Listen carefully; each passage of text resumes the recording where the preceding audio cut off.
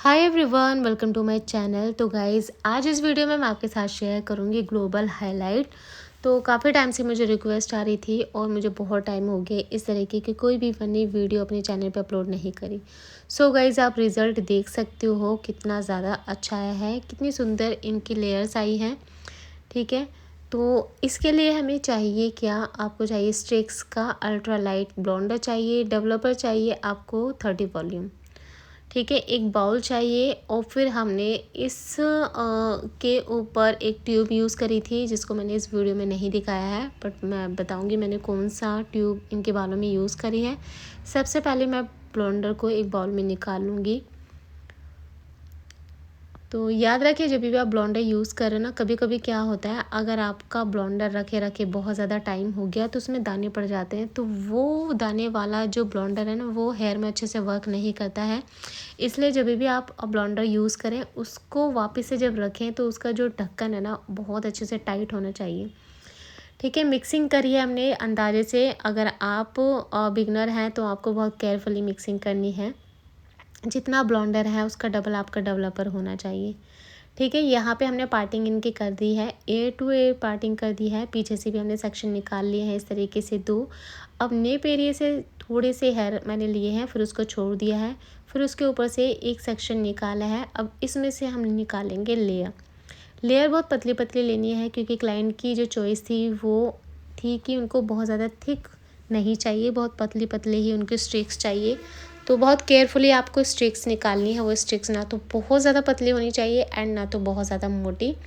और फिर आपको सिल्वर फॉयल लेना है। सिल्वर फॉयल को इस तरीके से आपको रखना है और फिर वो जो आपने पेस्ट बनाया था उस पेस्ट को उस हेयर पे लगा देना है। याद रखिए, जब भी आप पेस्ट लगा रहे हैं तो वो जो पेस्ट है ना, एक एक हेयर में बहुत अच्छे से लगना चाहिए। ऐसा नहीं है कि आपने बहुत जल्दबाजी करी, कहीं पे लगा है कहीं पे नहीं, तो उससे क्या होगा, पैचेस आ जाएंगे, अनइवन कलर आएगा जो कि दिखने में बहुत बुरा लगेगा। रूट से आपको 1/2 इंच छोड़ना है और फिर आपको इस तरीके से उसको पैक कर देना है।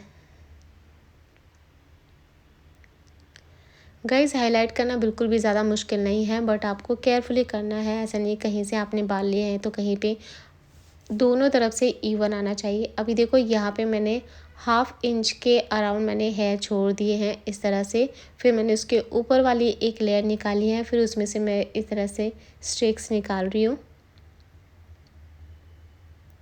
तो यहाँ से आप देख सकते हैं मैंने कितने पतले पतले लिए हैं। फिर से सिल्वर फॉयल लिया है। सिल्वर फॉयल पे मैंने थोड़ा सा पेस्ट लगा दिया है, जिससे कि वो जो सिल्वर फॉयल है इधर उधर ना भागे। और जब भी आप हाईलाइट करें ना, क्लाइंट के जो हेयर है वो अच्छे से प्रॉपर हेयर वॉश होने चाहिए, उसमें कोई भी ऑयलिंग नहीं होनी चाहिए। अगर क्लाइंट घर से हेयर वॉश करके आया है तो ठीक है, अगर नहीं करके आया है तो आप अपने सैलून में ही उनका हेयर वॉश करिए। तो ये देख रहे हैं दूसरी तरफ सुमन उसको कर रही है। तो जब भी आप करें दोनों साइड से तो इक्वली होना चाहिए, ऊपर नीचे हाईलाइटिंग नहीं होनी चाहिए। जितने हेयर आपने लेफ़्ट साइड लिए हैं उतने ही हेयर आपको राइट साइड भी लेने हैं। तो ये देखो, ये कुछ इस तरह से आपको लेयर निकालनी है।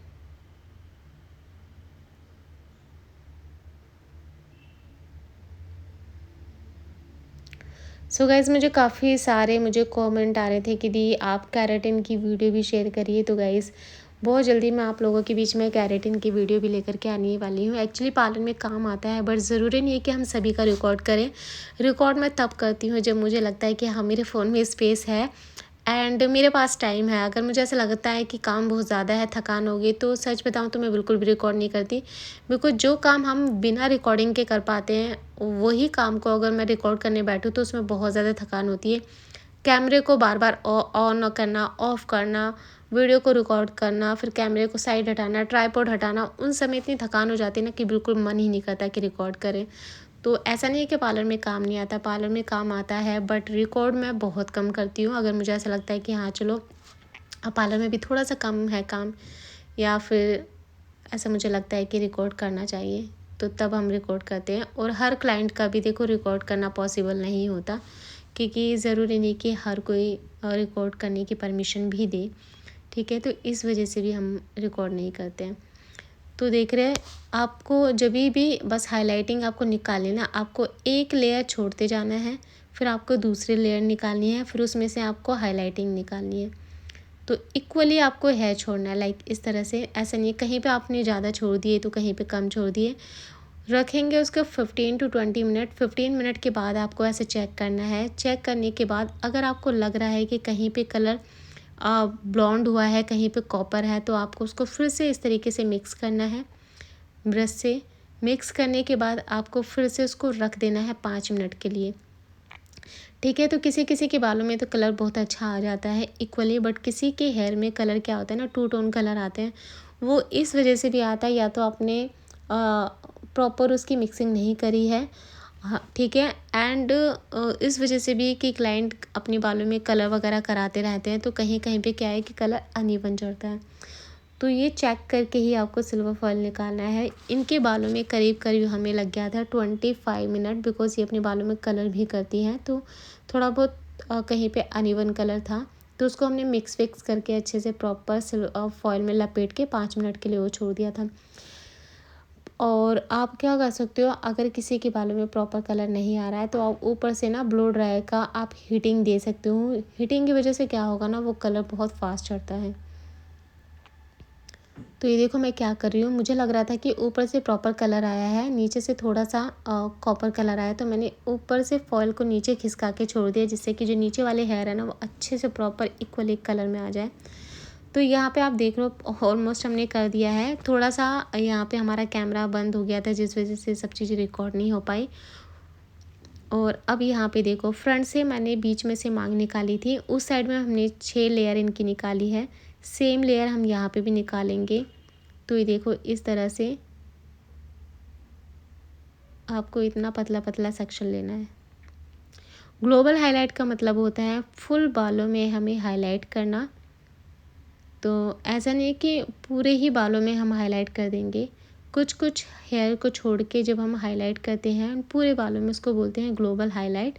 एंड ग्लोबल कलर बोलते हैं अगर हमें पूरे ही बालों में एक कलर करना हो, उसको बोलते हैं ग्लोबल कलर, यानी कि पूरे ही बालों में कलर करना। बिकॉज़ काफ़ी सारे लोग कंफ्यूज होते हैं कि दी ग्लोबल कलर एंड हाईलाइट में क्या फ़र्क है, मुझे ऐसे काफ़ी सारे कमेंट भी आए थे। तो ये जो अभी हम कर रहे हैं ये है ग्लोबल हाईलाइट। एंड अगर इनको पूरे बालों में कलर चाहिए होता है तो उसको हम बोलते हैं ग्लोबल कलर। ठीक है, और एक और चीज़ मैं बोलूँगी, जब भी आप सिल्वर फॉयल यूज़ करें ना, आप पतला वाला सिल्वर फॉयल यूज़ मत करना, जो हम घर के किचन में यूज़ करते हैं। उससे जो थोड़ा थिक क्वालिटी का सिल्वर फॉयल आता है, आपको वही यूज़ करना है। अदरवाइज़ आप पतला वाला यूज़ करोगे तो वो फट जाएगा एंड अच्छे से वो हो नहीं पाएगा उससे। तो ये देखो मैंने क्या किया, थोड़े से बाल मैंने छोड़े हैं पहले, फिर दूसरी लेयर ली है, उसमें से हम इस तरह से हाईलाइट निकाल रहे हैं। तो यही सेम टेक्निक आपको पूरे बालों पे फॉलो करना है गाइस, पूरे हेयर में। तो यहाँ पे हमने सारे बालों पे इस तरीके से कर दिया था। उसमें 20 टू 25 मिनट के लिए हमने उसको रखा। रखने के बाद हमने इनका प्रॉपर हेयर वॉश किया है शैम्पू से। यहाँ पे आपको शैम्पू यूज़ करना था। यहाँ पे भी हमारी जो वीडियो है ना, वो रुक गई थी, रिकॉर्ड नहीं हो पाई प्रॉपर तरीके से। तो यहाँ पे हमने इनको शैम्पू किया था, शैम्पू के बाद मास्क लगाया था। अब हमने इनके बालों को अच्छे से प्रॉपर ब्लो ड्राई किया है। अब इनको स्ट्रेट लुक दे रहे हैं। देखो यहाँ पे किसी क्लाइंट को चाहिए होता है कर्लिंग वाला लुक एंड किसी को चाहिए था स्ट्रेट लुक। तो यहाँ पे हम इनके बालों को प्रॉपर स्ट्रेट कर रहे हैं।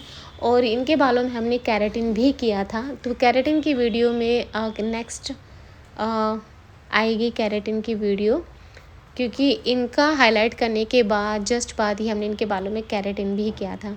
तो ये जो लुक देख रहे हो ना, ये जो लुक है इनका आया था उस केराटिन की वजह से गाइस, काफ़ी अच्छा रिज़ल्ट आया और काफ़ी स्ट्रेट सिल्की एंड शाइनी इनके हेयर हो गए थे। केराटिन की वजह से इनके बालों का जो लुक है ना, वो बहुत ज़्यादा चेंज हो गया था। बिकॉज़ हेयर स्ट्रेट में जो हाईलाइट है ना, वो बहुत ही ज़्यादा अच्छी लगती है। और यहाँ पे हम जो मशीनें यूज़ कर रहे हैं ना, ये है हेक्टर की मशीन और आइकॉनिक की। सबसे बेस्ट मुझे अगर अभी तक लगी है तो वो आइकॉनिक है गाइस। आप आइकॉनिक में इन्वेस्ट करना, बिकॉज़ बहुत अच्छी मशीन होती है। काफ़ी अच्छे से बालों में शाइन आती है, बहुत अच्छे से प्रॉपर स्ट्रेट हो जाते हैं एंड प्रोफेशनल स्ट्रेटनिंग होती है। तो ये है इनके बालों का फाइनल रिज़ल्ट। और हाँ गाइज़, मैंने बताना भूल गई, इनके बालों में हमने लास्ट में स्ट्रिक्स के 10 नंबर की ट्यूब अप्लाई करी थी 20 वॉल्यूम डेवलपर के साथ में, और उसको हमने यूज़ किया था शैम्पू स्टेशन पे ही। बाल हेयर वॉश करने से, शैम्पू करने से पहले हमने इनके बालों को सिंपल वॉश कराया था। सिंपल वॉश कराने के बाद पूरे बालों हमने 10 नंबर की ट्यूब ली थी 20 वॉल्यूम डेवलपर के साथ, उसको मिक्स किया एंड पूरे बालों पे लगा दिया था। देन उसके बाद हमने शैम्पू किया था। सो गाइज़, ये वीडियो कैसे लगी कमेंट में ज़रूर से बताना। अगर आप देखना चाहते हो केराटिन मैंने इनके बालों में कैसे किया, तो आप मुझे कमेंट करना केराटिन, ज़रूर से मैं उस वीडियो को अपलोड करूँगी। और मिलते हैं नेक्स्ट वीडियो में, तब तक के लिए बाय बाय, टेक केयर, अपना ख्याल रखना। मिलते हैं नेक्स्ट वीडियो में।